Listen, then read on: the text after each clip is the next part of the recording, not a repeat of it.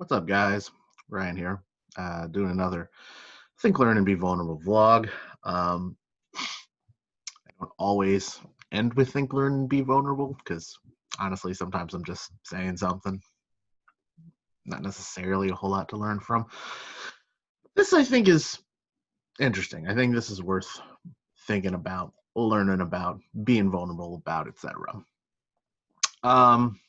So, as you can see by my sensationalist headline here, what if Tom Hanks was a murderer? What if we found out he was killing people? It's an interesting thought experiment. Tom Hanks is incredibly popular. He's got a lot of money, but unfortunately, he's killed somebody. How would he be treated? Would we talk about all of Tom Hanks's good accomplishments? Would we arrest him with kid gloves? Would we put him in a minimum security prison? Probably. These sound like reasonable things to do to a rich white actor who's given us all this wonderful works and stuff. But man, honestly, it also sort of depends on the evidence. Like, what can we see in front of us? How bad is it? Is it pretty clear? Is he bloody knife and blood all over his shirt and dead body with stab wounds over there? It really does depend on how compelling the evidence is. But let's also assume, for the sake of argument, the evidence is pretty clear. The evidence is right in front of us. The evidence happened on national TV. If that's the case, I think we all got to agree Tom Hanks has to go to jail. And he's got to go to jail for a long time. No matter how much we love him, this is something that we have to do. The problem is, though, I think there would be a lot of people who would be very angry about this and would be mad that we're going after someone like Tom Hanks, despite seeing the evidence happen right on TV. As horrifying as it would be, I think there would be a large subset of the population that would be like, don't do this to Tom Hanks. We love him. Don't do this to Tom Hanks. He is America's greatest actor. Like, you can't do this. We're never going to get Forrest Gump 2 if you do that. I would argue that Forrest Gump 2 is not worth allowing a murderer to walk the streets, even one as famous and as likable as Tom Hanks, even though it would divide the nation, even though there would be a huge swath of people that would say there's no way Tom Hanks could do this, even though we all saw him do it. There would be a huge swath of people that would say, well, even if he did do it, doesn't he deserve a pass for all the good stuff he's given us? No. He's a murderer. He still killed people. It's still bad.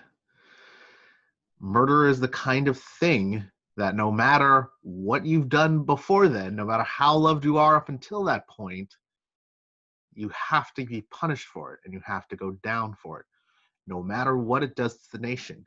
Even if there were people that took up their guns and said, we will start killing people if you go after Tom Hanks, everybody in the world needs to know, no one, not even Tom Hanks, is above the law. Are you starting to see where this metaphor is going now? Just because there's a lot of people that love Donald Trump, just because there's a lot of people who would never believe that he would do anything like this, even though the evidence is right in front of us, just because there's a lot of people who are armed and are threatening this nation, is that a reason to let him go unpunished? The guy incited a riot that led to the deaths of 5 people.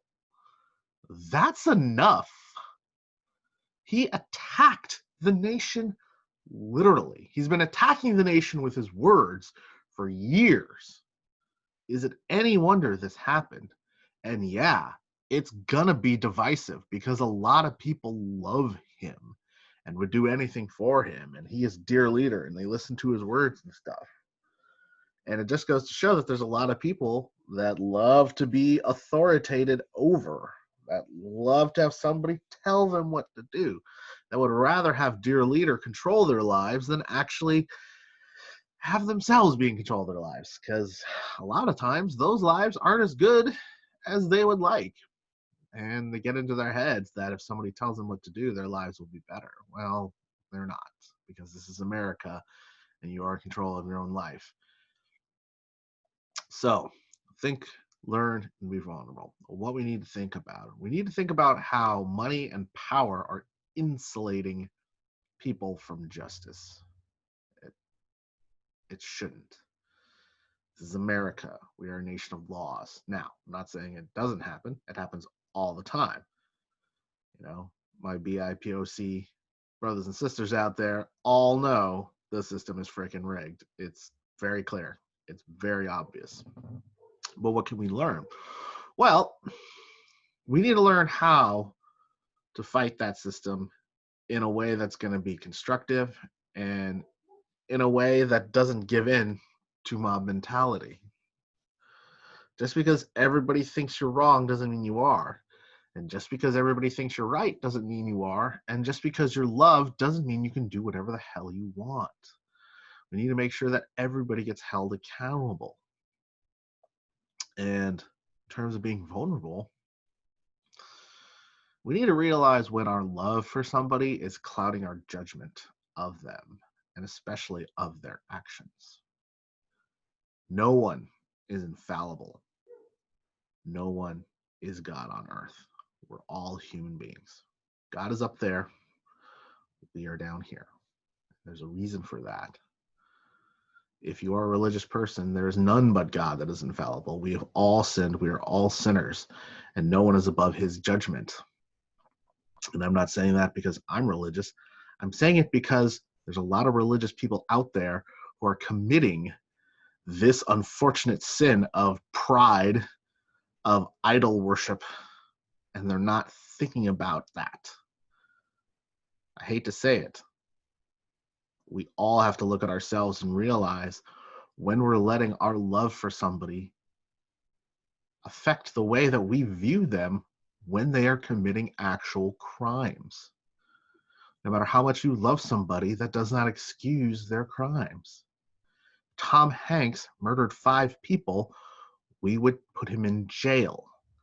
If Donald Trump commits what I have come to find out is called felony murder, where you, in the midst of committing a crime, someone dies, and that is a foreseeable consequence of said crime, he needs to go to jail, okay? I would say he's indirectly responsible for 350,000 deaths, and he should go to jail for that too. But that's not what he's being impeached for. And that's the other thing we need to realize too, is just how do we distribute justice? Do we have to make sure that we're also charging people with the appropriate crimes that they have done and not more than that. You know, we don't want cruel and unusual punishment. We want justice. We want just punishment for the crimes that they have committed.